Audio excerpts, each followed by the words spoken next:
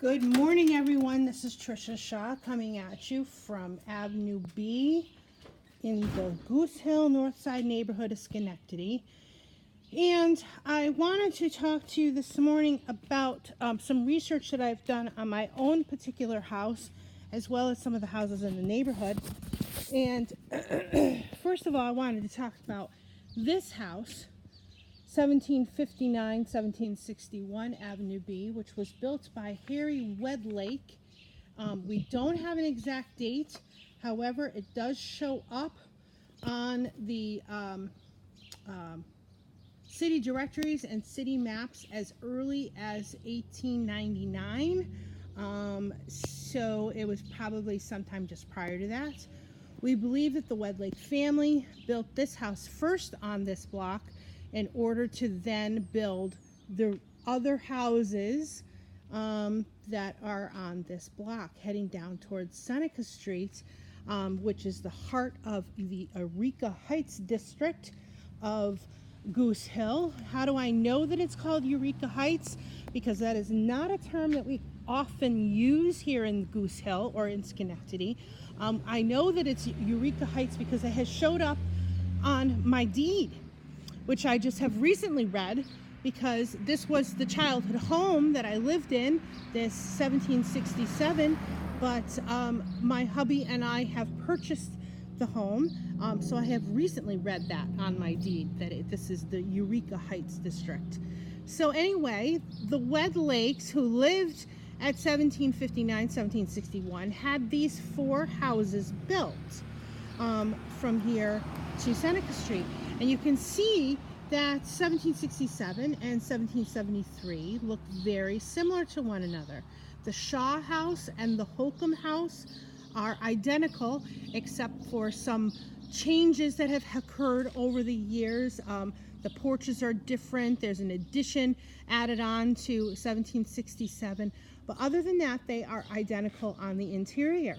Likewise, 1775 and 1779, the Siegel House and the Garvey House are identical, except for some, again, minor exterior changes that have occurred over the years. The Wedlakes owned these four houses, moved into 1776, meant to build a sixth house on this corner, but did not, and kept 1767 as a double lot. But the plumbing is all there. When they tore up the sidewalk a year or so ago, the plumbing is all there for a sixth house. The Wedlakes owned the house right up until the 1950s, when my parents finally bought the house. And there is some names written on walls and various other places in the house that refer to the Wedlakes.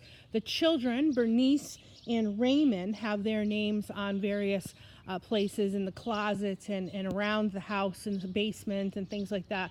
And then, of course, my sisters and I then did good work on a lot of artwork on the floors and under the wallpaper ourselves. So there are lots of surprises in that house if later generations decide to do renovations. The greenhouse, 1773, was bought by the Holcombs in the 1960s. My sister would be able to tell you the names of the people who lived here prior to this, but I don't remember their names. The Siegels likewise purchased the gray house not long after the Holcombs moved in, and we call this house on the end the Garveys, for a French-Canadian family who owned the house until about 1980.